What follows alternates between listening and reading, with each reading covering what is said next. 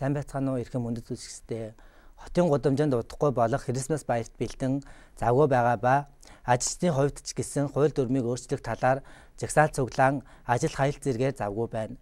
Гадаад ажилчид гэсэн хүний эрхийг хамгаалахын төлөө тасралтгүй тэмцэж байна. Үнтэй өвөл өнгөрөн урин хавар айлчлан ирдэг шиг гадаад ажилчид гэсэн баяр хөөртэйгээр энэх өдөр эрхийг хүсэн хүлээж байна. 12 сарын 2 дахь 7 хоногийн олон орны гадаад ажилчдын мэдээгээ та бүхэндээ сонирдуулах гэж байна.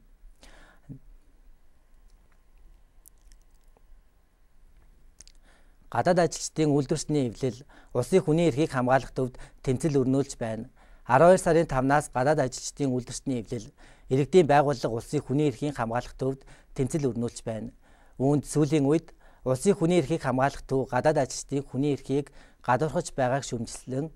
Гадаад ажилчдын үйлдвэрчний эвлэлийн дарга Анварыг суллаж улсын хүний эрхийг хамгаалах төвөөс уучлал гуйхыг шаардаж байна. Улсын хүний эрхийг хамгаалах төв нь өнгөрөх 11 сард Анвар даргын өргөдлийн талаар хууль бусаар хорсноо хүлээн зөвшөөрсөн боловч албадан саатуулах болно гэсэн шийдвэрийг гаргасан. Улсын хүний эрхийг хамгаалах төв нь энэ шийдвэрийн талаар гадаад ажилчдын үйлдвэрчний эвлэл хүний эрхийн байгууллагууд хүчтэй эсэргүүцэж байгаа бөгөөд үндэсний хөдөлмөрийн хороо нь 12 сарын 7-ны өдөр гадаад ажилчдын хүний эрх хамгаалагдах хэрэгтэй гэсэн тайлбарыг дурдсан. Үндэсний хөдөлмөрийн хороо нь улсын хүний эрхийн хамгаалах төв, иргэний бүртгэл мэдээллийн төвийн төрийн албан хаагчдаас болж үүсэж буй гадаад ажилтны талаарх хууль ёсны журам горимоо зөрчигдөн хууль бус барьцлага болон төр саатуулгын талаар дураараа авирлах байдал эцэс болсон гэж шүүмжилжээ. Тэмцлийн 5 дахь өдөр болох 10-нд ардчилсан хөдөлмөрийн намын дарга Им Хэбён тэмцэл болж буй газарт ирэн гадаад ажилчдад урам хайрлаж ардчилсан хөдөлмөрийн нам нь гадаад ажилчдын хүний эрхийн шинжилгээний төлөө бүх хүчээр ажиллах бөгөөд олон улсын хэмжээний эм нэгдэлд хувь нэмэр оруулна гэж хэлжээ. Нэг талаар энэ удаагийн тэмцэлд оролцож буй гадаадын ажилчдын үйлдвэрчний эвлэлийн оролцогч Радик Ижамбуд баривчлагдан төр саатуулах газарт хоригдсон хэрэг гарсан. Өнгөрсөн хугацаанд Радик нь MWTV-д эмэгтэй гадаад ажилчдын санал хүсэлтийг илэрхийлж байсан. Энэ удаагийн Радикийн байдлаас харахад гадаад ажилчдын хүний эрх хэрэгжигдэж чадахгүй байгаа Солонгосын бодит байдлыг дахин нэг харуулж байна. Хорвоод хүн шиг амьдрах ёстой гэж үздэг. Хүний эрхийн хороо нь гадаад ажилчдын дуу хоолойг чих тавин сонсоосоо гэж хүсэж байна. Улсын хүний эрхийн хамгаалах төвд гадаад ажилчдын тэмцлийн явцад гадаад иргэний бүртгэл мэдээллийн төвийн хяналтын хуулийг шинжлэх талаарх хэлэлцээр явагджээ.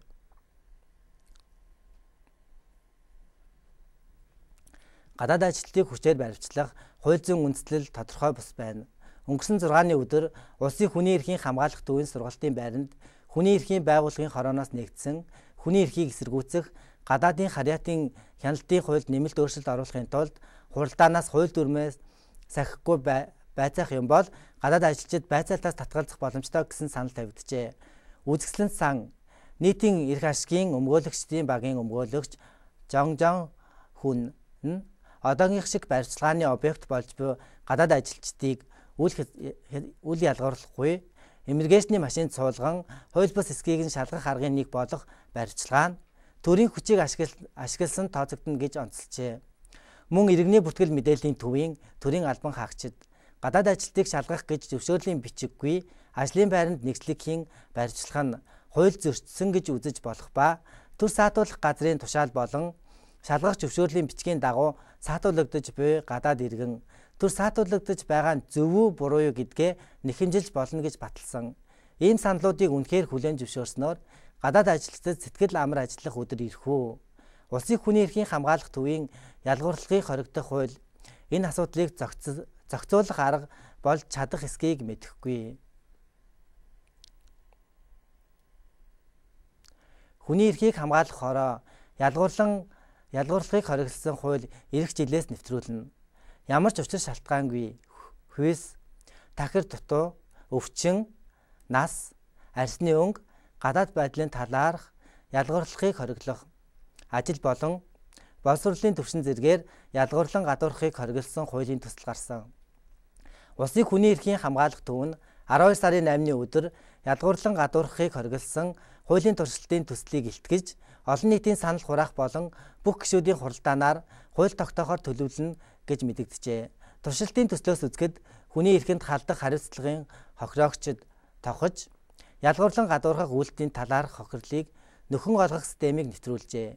Мөн хүний эрхийн хороо, зөвлөмж зэрэг албадлага байхгүй аврах аргыг хэрэглэж ирснээр өөрөөр ялгуурлан гадуурхах дүрм гормыг зөрчих үед засаж өөрчлөх тушаал гаргаж болох ба засаж өөрчлөх тушаалыг хэрэгжүүлээгүй бол 10 сая хүртэл вооны торгуул оногдуулна. Ялгуурлан гадуурхах хууль гадаад ажилчдын эрхийг хамгаалж чадах хамгаалт болно гэж найдаж байна. Одоо та бүхэндээ ажилчдын талаарх мэдээг хүргэе. Байнгын бус эрх ашиг хамгаалах Жон Юн Чолын амь эсэдсэн хэрэг ба бүх ард түмний цуглаан. Сөүл хотын Жонмуу цэцэрлэгт хүрээлэнд ажилчин, тариачин, оюутан зэрэг 3000 гаруй хүн оролцсон бүх ард иргэдийн цуглаан болжээ. Энэ удаагийн бүх ард түмний цуглаанд байнгын бус эрх ашиг хамгаалах хууль тогтоох болон тариачдын бослогын үед амь эсэдсэн Жон Юн Чолын талаар тайлбар өгөхийг санал болгожээ. Энэ өдрийн цуглаанд ардчилсан хөдөлмөрийн намын гинтийн бодлого хариуцсан захирал Жон Жэ Хуан одоогийн засгийн эрх болон улсын хуралд яригдж буй байнгын бус хуулийн төслийг ширүүн шүмж бөгөөд мөн гон шиг гишүүн зөвхөн тэмцэл ажилчин тариачдыг амьдрах зам хэмээн онцолжээ.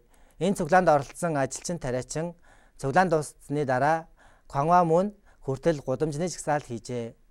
Гадаад ажилчдын үйлдвэрчний эвлэлээс бүх ард иргэдийн цуглаанд оролцсон Анвар дарга хандив цуглуулах арга хэмжээ зохион байгуулжээ.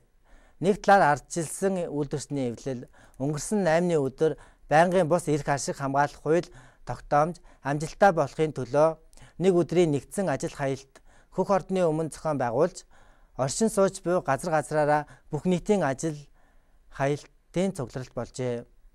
Хөдөлмөрийн яам нь ардчилсан үйлдвэрчний эвлэл нийт ажил хаялтанд үйлдвэрч Кя автомашины компани үйлдвэрчний эвлэлийн харьяа 53 ажлын газрын 25,000 хүн оролцсон гэж мэдэгджээ. Хууль бус ажилчдын хүүхэд бүгд найрамдах Солонгос улсын иргэн болох зөвшөөрөл.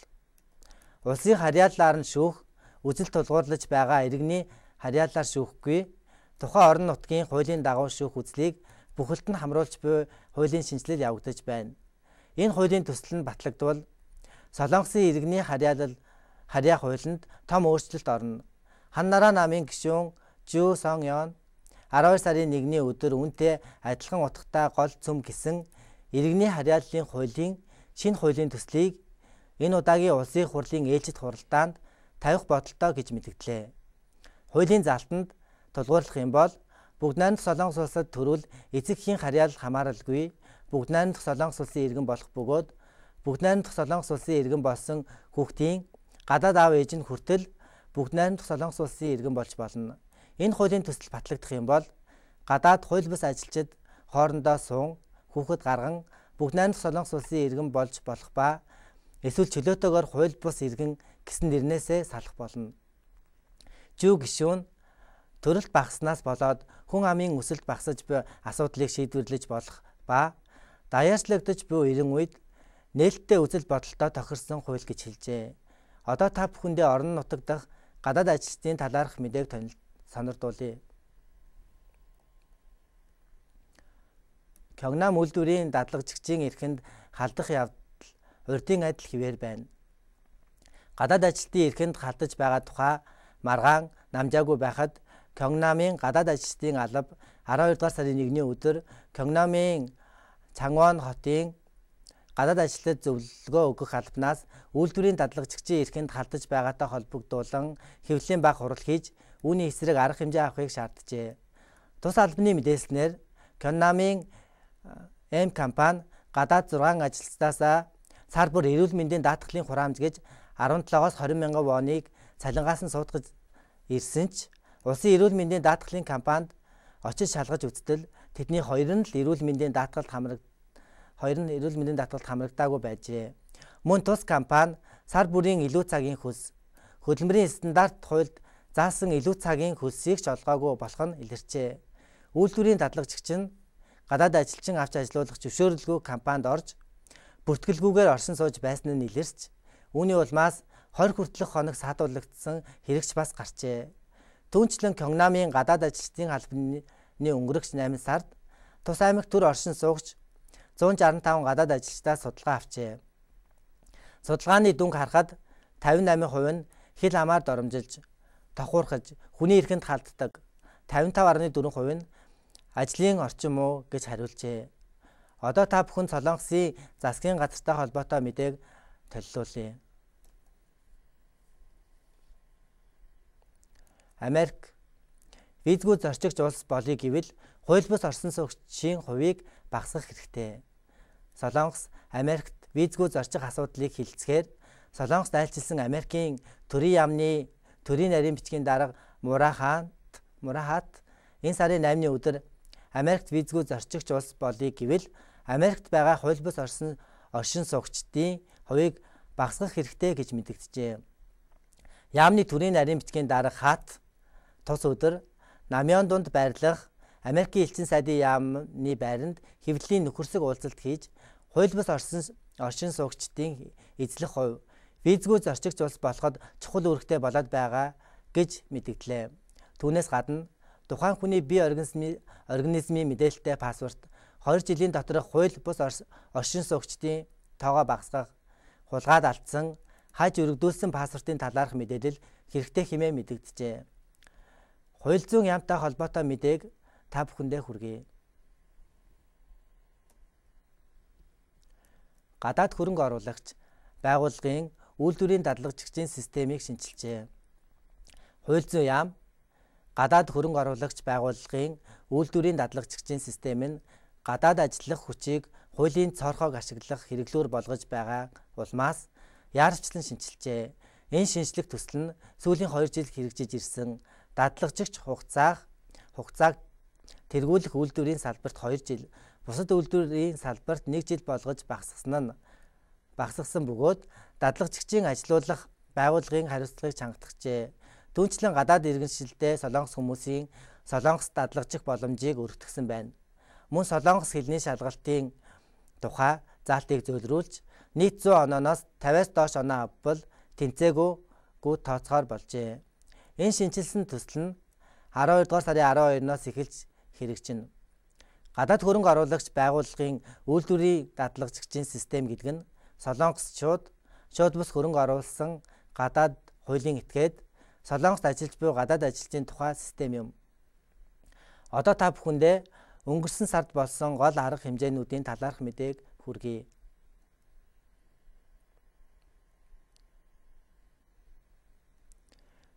Дэлхийн хүний эрхийн түгээмэл тунхаглал зохиогдсны 57 жилийн хүний эрхийг хамгаалах өдрийн арга хэмжээнүүд.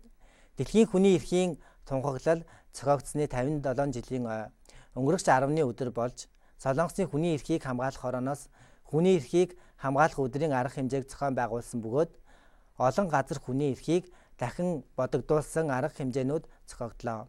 Хүний эрхийг хамгаалах өдрийн арга хэмжээний үеэр хүний эрхийг хамгаалахад үнэтэй хувь нэмэр оруулсан хувь хүн албан байгууллагад хүний эрхийн хамгаалах шагналыг олгож тус арга хэмжээнд оролцогчид хүний эрхийн түгээмэл тунхаглалыг хамтдаа уншиж хүний эрх хичнээн хэрхэм чухал болохыг нэхэн дурдцгаажээ. Тус арга хэмжээний үеэр үйлдвэрчний эвлэлийн 10 гишүүн хууль бус оршин суугчдыг баривчилд байгаа эсэргүүцсэж байгаагаа илэрхийллээ. Түүнчлэн энэ өдөр ардчлалыг хэрэгжүүлэх гэр бүлийн хөдөлгөөн байгуулагдсны 20 жилийн Брэдпит Сүгон концерт болжээ. 1989 оноос хойш жил бүр зохиогдож байгаа хүний эрхийг хамгаалах концертод энэ удаач мөн адил олонний танил дуучид үнэгүй тоглолт хийсэн бөгөөд гадаад ажилчдын төлөөлөгчид оролцож дэлхийн хүний эрхийн түгээмэл тунхаглалыг хамтдаа уншжээ.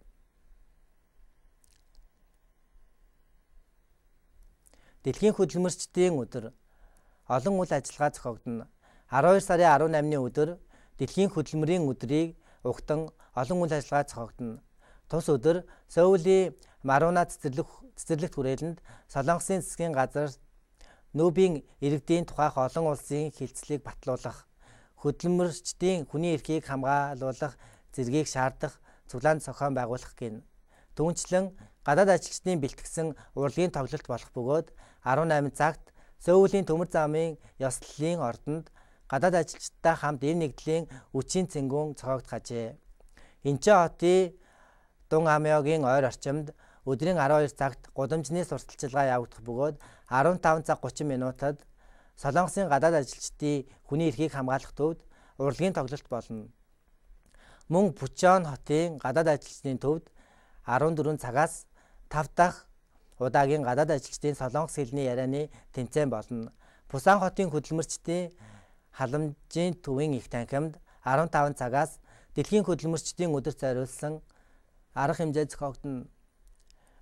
MWTV-гээс 12 дугаар сарын 7-ны өдөр дэлхийн хөдөлмөрчдийн өдрийг ухтан зохион байгуулсан арга хэмжээний нэг болох гадаад ажилчдын бүрэлдэхүүн болон мэдээллийн орчин гэдэг нэрийн доор чөлөөтэй ярьцлага MNTV-гийн олон нийтийн төлөөлөгч Мабуб MWTV-гийн зар сурталчилгааны дарга Чой Мун Чой Сонсоо Гундун радиогийн төлөөлөгч Жонгу Гён нар ихтгэл тавьж өнгөрсөн хугацаанд гадаад ажилчдын мэдээллийн оролцоог сөхөж цаашдын ажлын талаар хэлэлцжээ. Үүгээр манай 12 сарын 13-ны өдрийн мэдээ өндөрлөж байна. Өнөөдрийн мэдээг www.mwtv.org.kr-с дахин үзэж болно. Баярлалаа.